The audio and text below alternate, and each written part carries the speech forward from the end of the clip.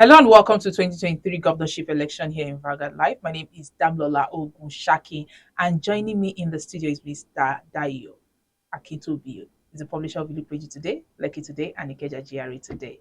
Good evening, Mr. Dayo. Well, usually we say good morning, so this is a This is change. Good evening to you and good evening to all our viewers. yes, a big change. And of course, I know you went around the polling unit today and you visited some boards. So can you tell us your experience and what do you say about the whole election process in Lagos State? Yes, I was lucky to get media accreditation as one of the election, I won't call it monitors or Mhm. observers. So I had the opportunity to go around despite the restrictions. I had the opportunity to go around many polling units to see how things were playing out. And truth be told, this election actually has played out a lot better than the presidential one, in spite of the fact that there were pockets of violence and there was voter suppression and voter intimidation. But by and large, the majority of Lagos, which is where I toured, was peaceful. Election materials arrived on time, personnel arrived on time, beavers worked as was expected to work. Of course, by the time I left there, they hadn't started uploading the results, so I don't know how that aspect has worked, whether it worked or it didn't work.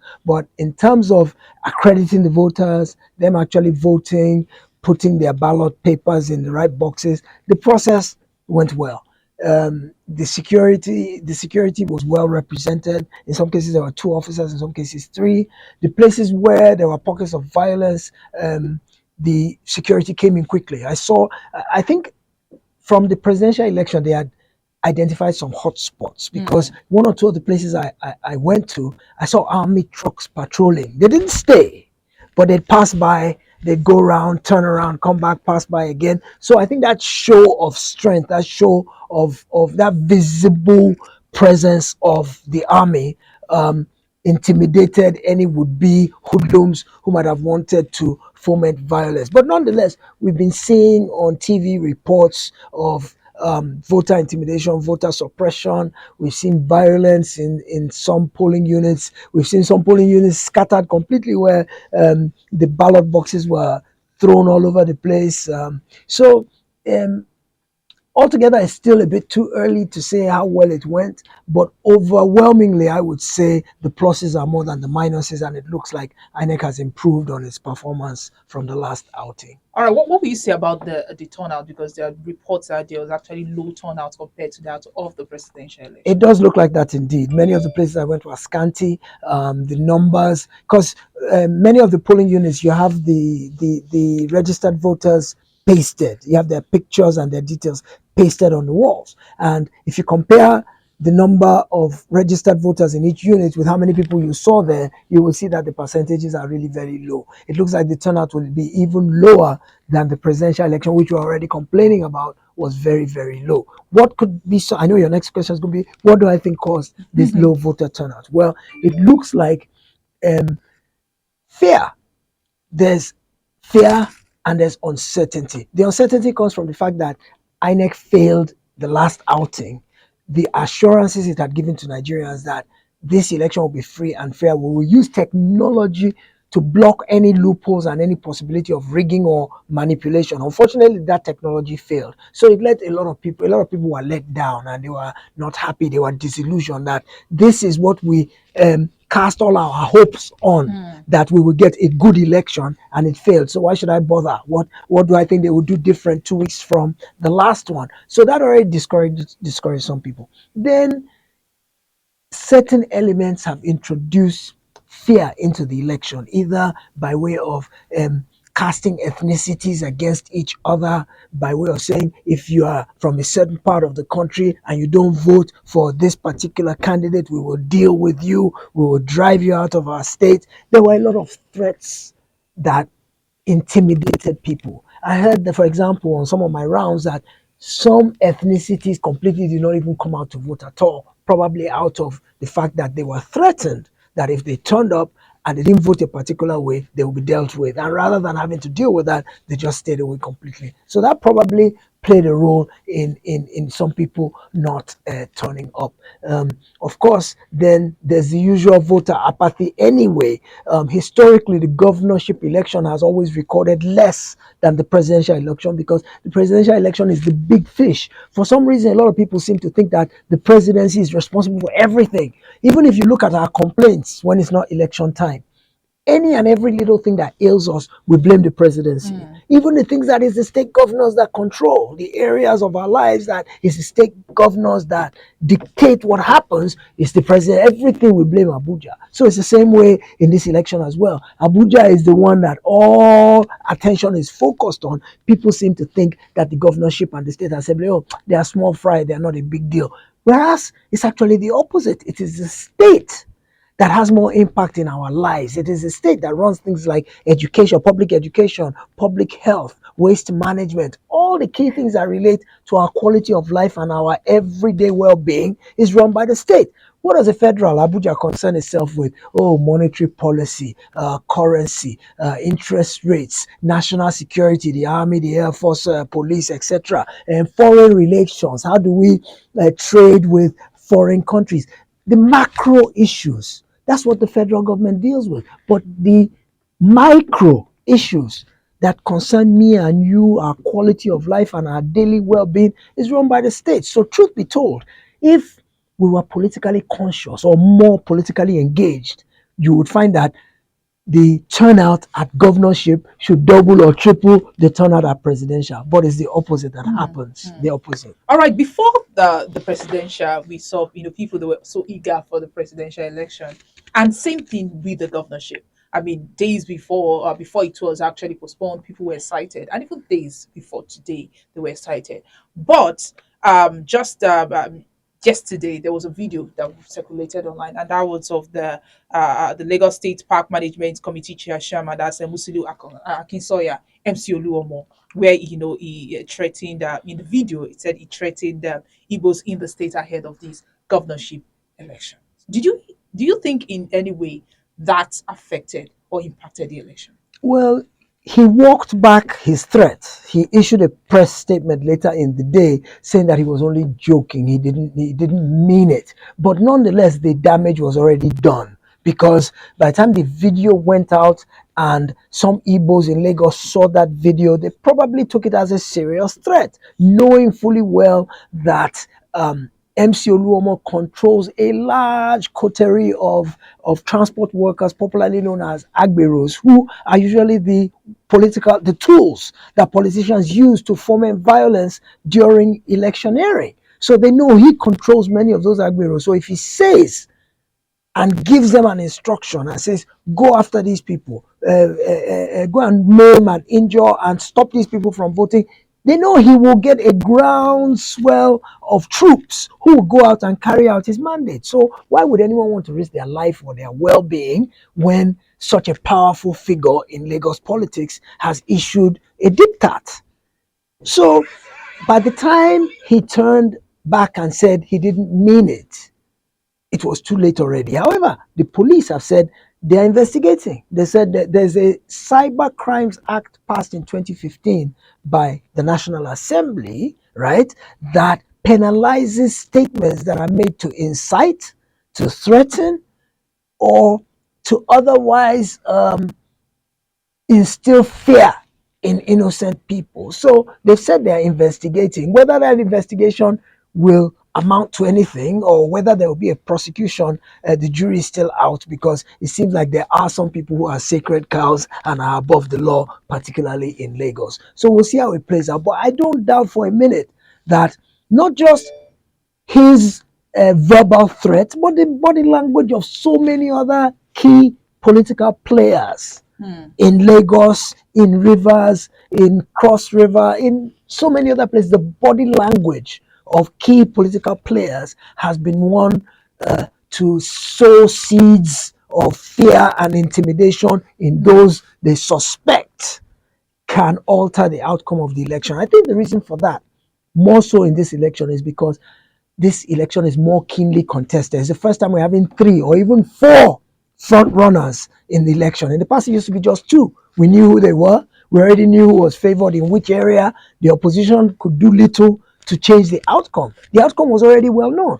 But who could have predicted what happened in Lagos in the presidential election? That upset the apple cart. So there was concern in the run up to the governorship election in that nobody was quite sure where the popular acclaim lay, where the voters would all gather or in what direction they would all flow. So they took preemptive steps to make sure that they suppressed the competition from being able to prevail again like they did in the presidential election. So that is what has happened is the Labour Party's momentum coming into this election, making it a three-horse race, and in Kano, a four-horse race with Kwankwaso as well.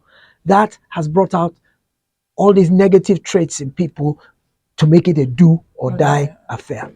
All right. At least five persons have been feared killed in River State. That's during the governorship election, state house of assembly, and not just in River State.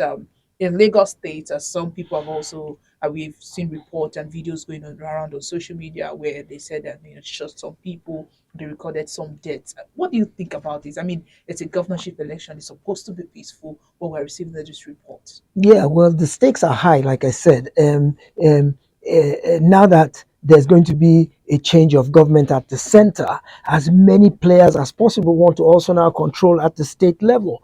In terms of political violence, it's been a part of our electioneering from time immemorial. And why I see that is not curbing, is because those who are responsible for it are not brought to book publicly. I mean, I heard yesterday that some people were convicted from 2015. They were just convicted last week in 2023 for vote buying or some other infraction of the electoral process. But nobody heard about it. The media doesn't play up on it. We don't follow up on it. So it looks like the impunity is the order of the day where people can get away with electoral malpractices. So my thing is the best deterrent, the best way to stop this thing from happening is by making example of some people who are found to be culpable. So the police and the security agencies should investigate and follow up all incidents of violence today. We shouldn't just say, oh, it was political violence, election is over, so let's move on. No, anybody who was injured, who was maimed, is an offense against the state.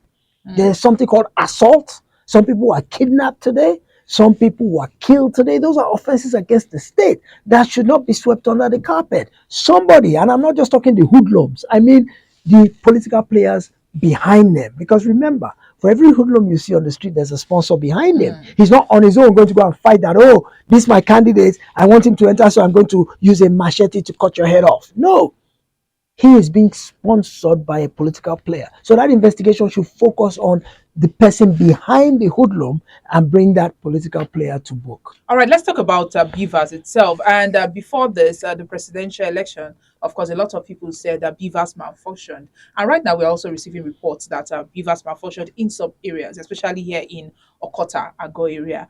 The Beavers are malfunctioned and it's mad the elections in that part.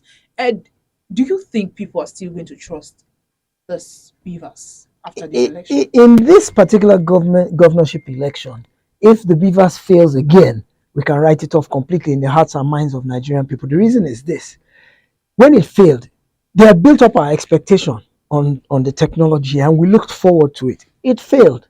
But INEC said, give us a chance. So we gave it benefit of the doubt. Guess what? It took 3 weeks.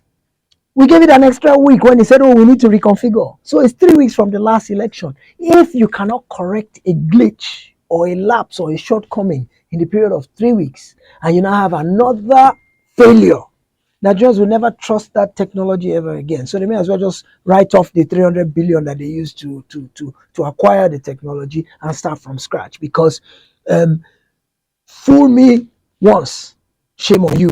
Fool me twice, shame on me. So if the very first time it didn't work, and I still gave you benefit of the doubt and say, okay, bring it a second time, we'll try it again, and I gave you 3 weeks to sort it out.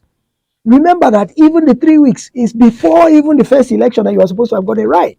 And then it failed, we still gave you benefit of the doubt, gave you an extension of 3 weeks. It now comes to fail again. Forget it, we're not interested. All right, still talking about this because let's talk about the uploading of the result to iraf. Now, Yes. there was a video that went around in the morning where an INEC official said, Yes. they could not upload they could not upload the result to iref, that they're not going to upload it, and people should not expect them to upload it. Yes. But later on, we started hearing that some results have been uploaded to the iref, Yes. and people expected this to actually be uploaded to iref in all polling units. So what do Yes. you think about this? The INEC telling us something else, while on the election day we just find out something else. Well, it's befuddling and it's not confidence inspiring. But here's how INEC manages to justify itself. The Electoral Act 2022 vests in INEC the discretion to use the methodology of its choosing to upload the results. However, INEC released guidelines, its own guidelines that were anchored on that Electoral Act. And in those guidelines, INEC recommended, or INEC stated, that it would use electronic means. INEC is saying those guidelines are advisory, they are not law. That the one that is law has given it the freedom to decide how we want. So if he says, yeah, we'll do it this way, but that way doesn't work out, it has alternative methodologies. That the most important thing for you is to confirm that the results that came at the polling unit is the same thing that it is declaring when it declares the result. So if there's no disparity or there's no discrepancy, what's your issue? That's INEC's position. People are saying no. Whether the results tally or not is secondary. What matters is the fact that you laid out a procedure and you did not follow it. So even if the results tally with what was declared at the polling unit and what you are declaring as the final result, even if the results tally, we don't trust in the integrity of those results because you circumvented your own laid down procedure. So can the reports we're getting today, I saw that video of an INEC officer somewhere in a polling unit in Lagos saying, we're not uploading, we're not uploading, we're not uploading.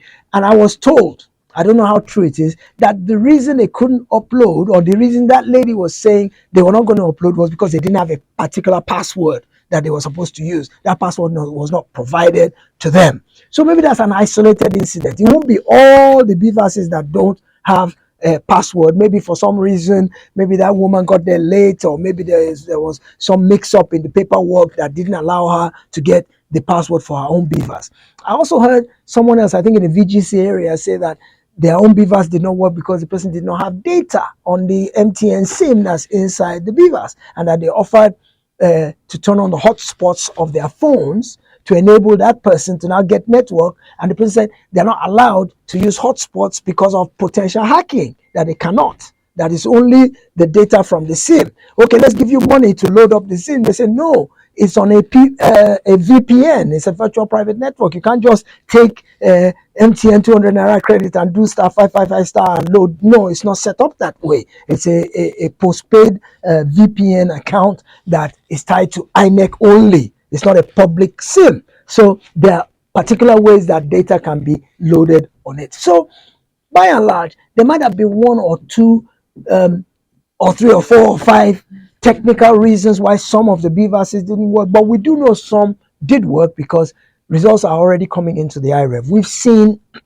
people who've logged into IREV. You can log in. It's open. It's an open platform. Any of us can log in, and people have been logging into IREV and they see results are coming in already. But how will you describe INEC? I mean, once one election ends, preparation for the next election starts, and we are hearing that no data for people to upload results or for them to accredit people. It's actually quite sad when you look at it and you think of the huge responsibility that's been placed, the huge responsibility and trust that's been placed in the hands of the electoral umpire, and to think that things as infinitesimal as data and passwords can become an issue. And you ask yourself, where's the responsibility? Where's the chain of command? Who are those who are in charge? I mean, the chairman can't see everything. He's got assistants. His assistants have their own assistants. They've got foot soldiers who are seeing all these things. But the buck stops at his table at the end of the day. And when the final report is written on the 2023 elections and INEC is either indicted or absolved of responsibility for the lapses, I hope the chairman will take that responsibility himself and do the honorable thing. All right. Lastly, let's talk about money in politics, and the fact that, of course, naira is scarce in states in Nigeria, and despite the fact that CBN have given the approval that the banks should start dispensing the old naira notes to customers. Of course, the money is still scarce, but there has been report of people buying votes in some states, especially in Bauchi, where a video went viral that showed a man, trying to, buy votes with the naira that we know is scarce in the country. So, with all those things, I mean, the main idea of all this redesign and this money being scarce is in order for us to take money out of politics. So, how will you describe it? Will you say we've been successful, or we are still just trying, or will you say it's reduced? Well, that aspect of the policy, if that was one of the goals of the policy to keep money out of politics, that aspect of it failed. They just visited hardship and suffering on the majority of Nigerians, but it still didn't stop the politicians from using money to influence politics. Matter of fact, I'll tell you this, that even when the Naira redesign occurred and they issued the new notes, majority of those new notes ended up in the houses, wallets, and vaults of the politicians, which is why we couldn't get any. So money still played a key role, which was why the whole purpose of the Naira redesign has failed. Money, vote buying, inducement, buying favors with money, and directing voters. The only thing that we didn't really see that we've seen in the past is people queuing up at the ballot box and a politician standing there passing out notes. It used to be that blatant in the past. We didn't really see that this year. Could be a consequence of the Naira redesign, not because it wasn't available, but because President Buhari had made it manifestly clear that he wasn't going to tolerate that happening this year. So I think they did it under the table. They were more surreptitious. It's not that they didn't have the money. First of all, they had the old Naira notes that they had stockpiled even before the Naira redesign occurred. And luckily for them, last week the CBN permitted that to be legal tender again. So they probably just went in their vaults and brought all that money out and used it to induce voters in the last 1 week. But in addition, even prior to that happening, they've already been currying the favors of the voters. Vote buying is not necessarily just giving money. There are promises of appointments, promises of contracts. Those are all ways to buy votes as well. There's promises, yeah, appointments, contracts, your children, I will make them magistrates when I get in office. There's bags of rice. There are so many ways to induce a voter to vote in a particular direction. It's not only about Naira. So let's not limit it to the fact that were the notes available or were the notes not available. There are many ways to buy votes, and I believe that is still rife within our politics. I think you talking about rice. I remember the video that showed in the court where Solomon was sharing Gary and all that to the people, and they were all receiving it. But Yes. I really want us to talk about all your state and Makinde. Yes. And before now, there were reports that Makinde in a way had made some agreement with APC, for the presidential election. And right now, this is a governorship election. Why the APC, the governorship candidate, came out to say no, there was no agreement and all that. So, what are your expectations from your state governorship election? Oyo is a tricky one, because remember that this G5 wahala that started with Governor Wike, Governor Makinde was one of the G5. Yes. And what was their beef? They said they were not supporting the presidential candidate of their party simply because they didn't like the fact that they violated the agreement in the PDP that power should rotate to the south. When they now were placated on power not rotating to the south, they now disagreed with the fact that the party chairman should come from the north at the same time as their presidential candidate from the north. So on the basis of that issue, they protested against the party, and their protest manifested in their not supporting their presidential candidate, and they carried it all the way through to the election. Now, they didn't support their presidential candidate. Some of them went ahead and supported other presidential candidates. Autumn openly threw his hat behind Labour Party and Peter Obi. He openly said it, asked his people to vote for Labour Party in Benue State. Now, people like Makinde and Makinde was the only one of the G5 who is going for re-election as a governor. There were other 3 governors who were going for election as senates, and they all lost their senatorial bid. But Makinde was the one who had the biggest to lose because he was going for governorship. Word is that he made a deal with the APC presidential candidate that he would deliver Oyo State to APC in exchange for support for his own governorship bid. Well, guess what? Oyo State went all the way to APC. They voted for the presidential. The three Senate seats were won by them, and the majority of the House of Reps were won by the APC. That is in a PDP state, a state that is governed by a PDP governor. So going into the governorship election, what do we expect? First thing is APC has its own candidates. Is it possible for the presidential candidate of the APC, now the presidential elect, to now campaign against his own candidate because he has an agreement with Bakide, who may or may not have delivered his state to the president-elect who is in the APC? So Makide's fortunes are rising and falling today because a bunch of the PDP people in Oyo State are saying Makinde himself was the one who said vote APC in the presidential. How can he now turn around and say vote PDP in the governorship? That is the instruction he gave them in the beginning, that they're going to follow all the way down the line. That it's not possible for us to be cherry picking, thumbprint one on presidential, thumbprint a different one on Senate, a different one. No, we're going all the way down the line. So since you told us thumbprint APC for presidential, we are thumbprinting APC all the way down the line. So if that happens, Makinde is in trouble. But luckily for him, he's done well in the States. He's actually quite highly regarded. He's paid salaries on the 26th of every month. He cleared all arrears, paid salaries of all civil servants on the 26th of every month without fail. Gives them a 13th month at the end of the year. He cleared pensions, all outstanding pensions. So he's well loved. And remember, your state is a civil service state. They don't really have industry. It's government. So he's well loved by the civil servants, by the pensioners. So that might be enough to see him into a second term, plus the fact that he's actually considered to be a performing governor. So Oyo State will be an interesting one to watch. All right, our time is fast spent, but what are you expecting once the whole collation starts and everything? Well, we want to start seeing the results come out. I think there might be a few surprises. Generally, you want to consider that we're favoring the incumbent. Incumbents are notoriously difficult to unseat.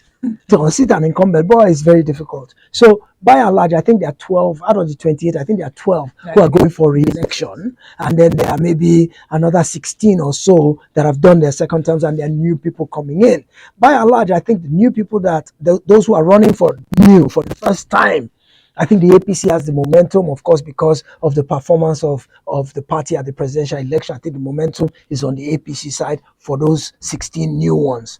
The 12, I think the APC, the LP, Labour Party, I'm not sure how easily it will be for it to actually, despite its momentum and the crowd and all that, I'm not sure how easy it will be for it to win a governorship stage at this its infant stage. I think it takes a lot more structure. It takes a lot more political partnering, alliances, and all kinds of gimmickry to be able to actually get a groundswell of. Because remember, if you look at the way the LP performed in the presidential, they did well in Lagos, they did well here, did well here, did well here.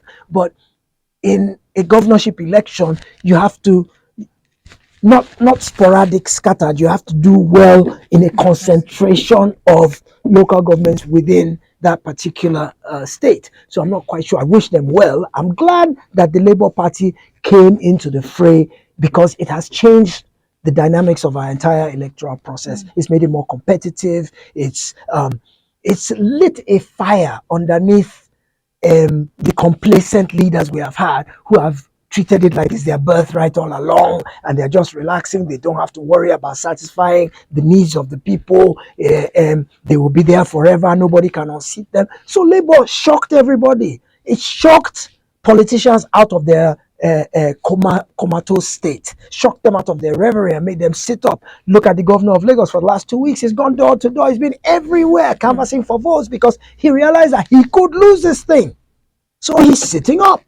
That's not to say he didn't perform, but he's not as complacent and relaxed and thinking that, oh, it's automatic for me to re-enter. Now he's had to work to get his votes. So if he prevails in this election, okay. If he doesn't prevail, then it goes to show that you can't take the people for granted. So I look forward to a good outcome in this election, and we'll see how it goes. Yes, he really put his persuasion skills in practice. Yes, he did. So wonderful. Thank you very much, Mr. Dayo Akintobi, for joining us today. Pleasure is all mine. Yes, Thank and you he's the for having publisher me. of Illustrated today, Lekki today, and Ikeja GRA today, and he just spoke to us about the election, not just in Lagos, but across Nigeria. My name is Damlola Ogunshakin. Do well to like and follow us on all our social media platforms showing on your screen on Facebook, Instagram, Twitter, TikTok. Our WhatsApp number is also displayed on your screen.